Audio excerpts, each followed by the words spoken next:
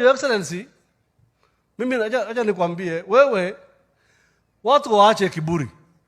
Wewe ni rais wa Kenya uliyechaguliwa kamili. Na hakuna rais nusu-nusu. Kalia hiyo kiti vizuri. Second term utaingia. Second term utaingia rais kama stima. Yeah, na mtu asikutisha rais.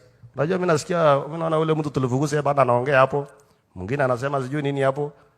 Oh my, kuona inji yenye mtu anaenda tamu moja. Kuna hiyo. Wataruka juu chini. Lakini mambo itakuwa sawa. It is irreversible now. The damage that this government has done to its own reputation is irreversible. They know that there is very little that can be done between now and 2027 to reverse the fortunes of this regime. Hello ladies and gentlemen, welcome back to the backstory. If you're new here, kindly hit the subscribe button and the notification bell down below so that you can be notified whenever we post a new video. Now ladies and gentlemen, over the weekend the president was in his backyard in Rift Valley, and the topical issue that people talked about there was still the issue of abductions. And some of the members of parliament who are very close to the president, the likes of Oscar Sudi and Kamket, were mentioned or were heard talking about extending the president's term, thinking of extending the president's term beyond the 5 to 10 years constitutional limit. Someone like Sudi dared Kenyans and said that, and asked Kenyans if they've ever seen a sitting president who's failed to secure a second term. And Kamket, on the other hand, talked about daring Kenyans that they can extend President Ruto's term beyond the 10 years term limit. So this infuriated so many Kenyans. And one politician has come out to give these members of parliament and President Ruto's handlers a piece of advice which I think they should listen to carefully. So let's listen in to ODM Secretary General Sifuna. The speeches from some of the leaders that you've mentioned, and of course I saw what the Honorable Kamket said, and also the Honorable Oscar Sudi. The truth is that we know now that they understand that this thing, it is irreversible now. The damage that this government has done to its own reputation is irreversible. They know that there is very little that can be done between now and 2027 to reverse the fortunes of this regime. So you can see that they have become irritated, agitated. The young Kenyans on social media have succeeded in getting under their skin.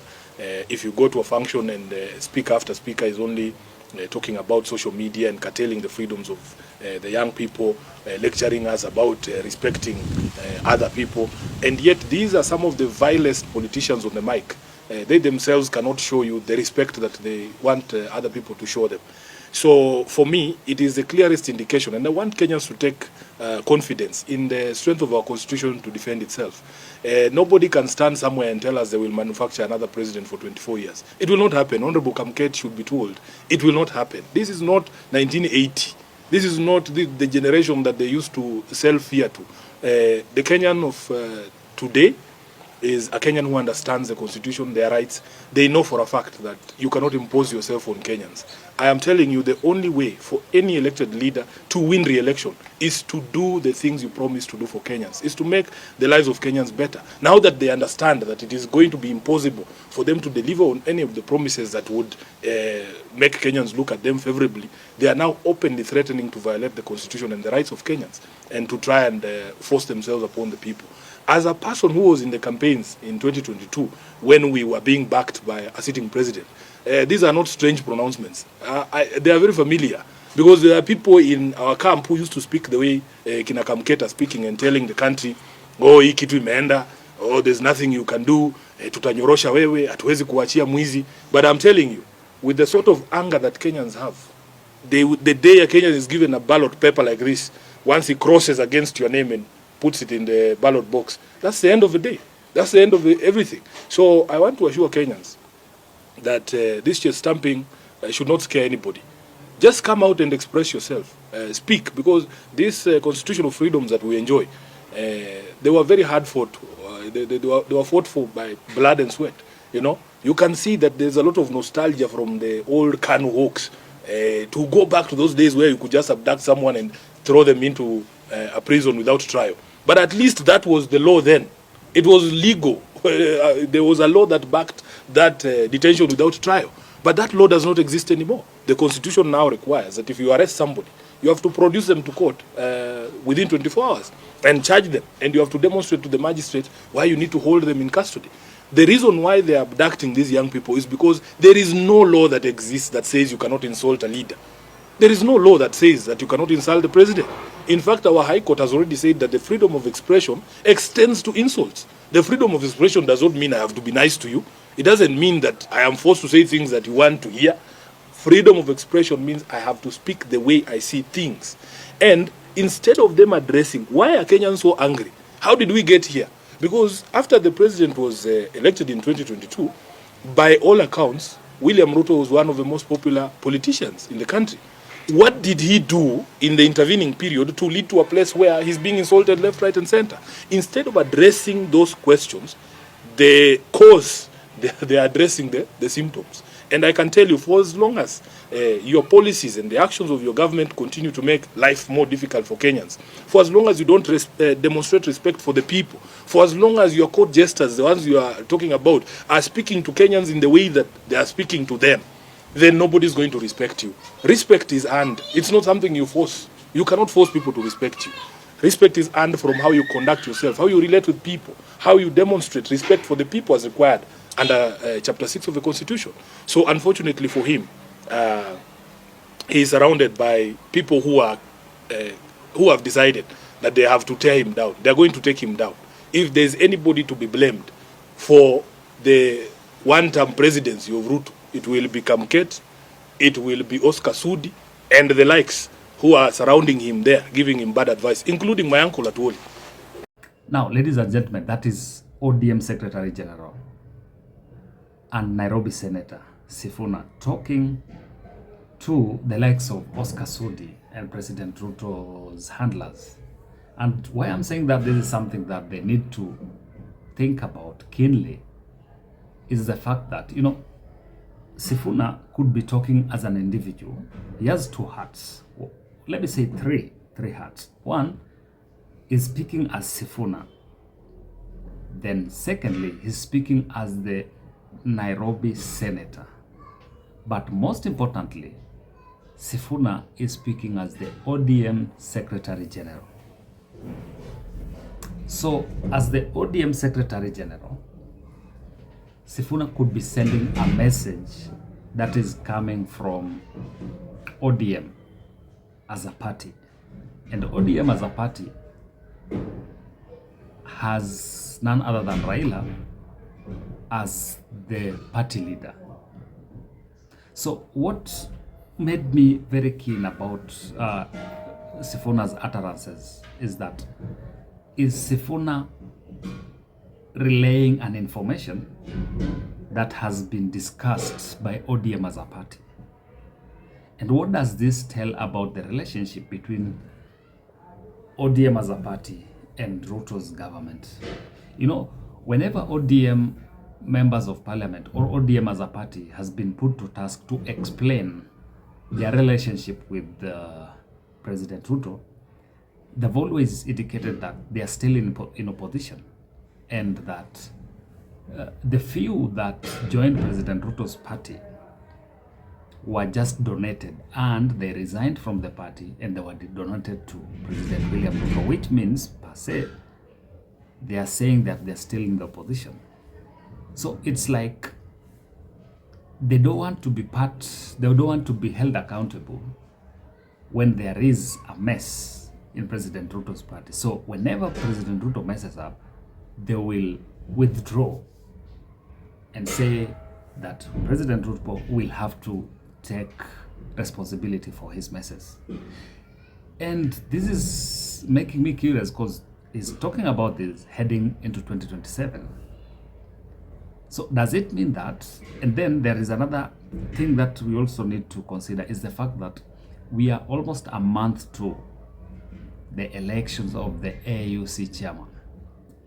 And this is an election that President Ruto has put so much effort and energy into so that Raila wins the AUC position, with the expectation that if Raila wins, then he would be able to ride on that to win Raila's backyard, which is Luo, Nyanza, Coast, and Western, come 2027.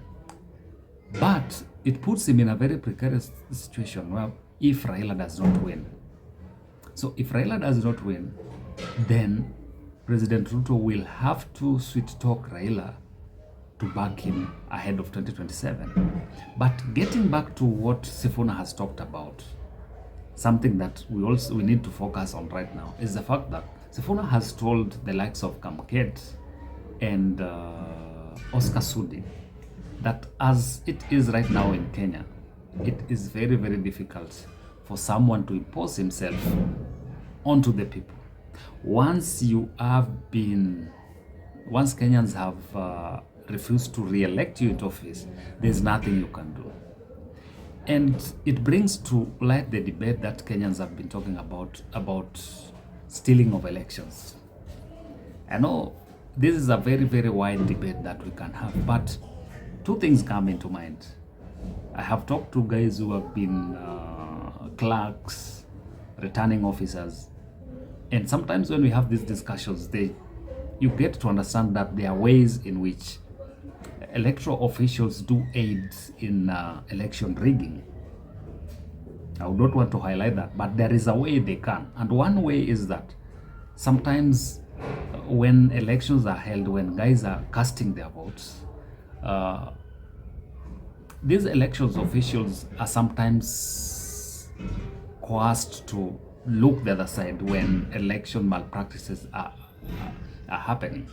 And this happens in specific candidates' strongholds. So let's take, for example, President Ruto would have enjoyed that in a place like Central Kenya, where he had a fanatical following.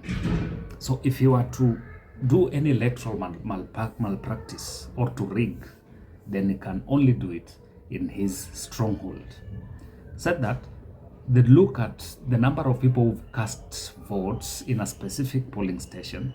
If it is below, let's say, around 50%, and you still have like a margin of like 50% to play around with, then they can allow other people to come in, vote, they do the crossing, said that they stretch the 50% to around 70 or even 80%. So if that happens in several polling stations, then that gives whoever is playing that game an edge over his opponent. So in a situation where President Ruto is right now, it's like the only place that he can call as his stronghold is Rift Valley. So coupled with the fact that if Raila doesn't win and he doesn't also get the support of Raila's backyard, that is the ODM, then it means his only stronghold that he can depend on will be Rift Valley. So however, whichever monkey business that he would want to play, he can only play it within Rift Valley. And give it to him, if he is to play it within Rift Valley, how many votes can he get in Rift Valley? How many? It cannot stretch beyond 3.45 million registered voters. So let's say if they register an extra 1 million votes, it cannot stretch beyond 5 million votes within Rift Valley. So these other regions will be strictly monitored by the Gen Zs. It will be strictly monitored by those who do not love him. So what I would also want to advise the likes of Kamket and Oscar Sudi is that Kenyans do not love people who just thump. That is what really kind of made Raila to lose, because we had, just as Sifuna said, is that they had a team of professionals who were just thumping and telling them the way they had, like what they used to call as the political backing or the state backing of President Uhuru Kenyatta. But when the votes were counted and it was found that President Ruto had won, there was nothing else they could do. So the same will apply to President William Ruto getting to 2027. So what they need to focus on right now is service delivery.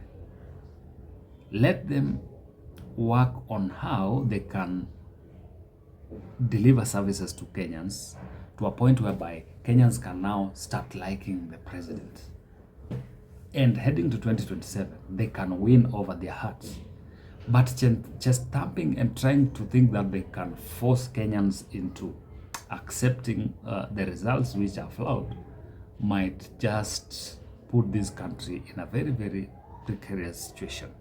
So just as Sifuna has said, the focus should be on service delivery and not anything else. Just stamping will not help. It's about winning the hearts of people in different parts of the country and getting the majority of votes ahead of 2027. So ladies and gentlemen, that is it from us. We'll keep monitoring what is happening in the political cycles, and you should keep it here for more updates. But if you're new here, kindly hit the subscribe button and the notification bell down below so that you can be notified whenever we post a new video. Until next time, bye bye.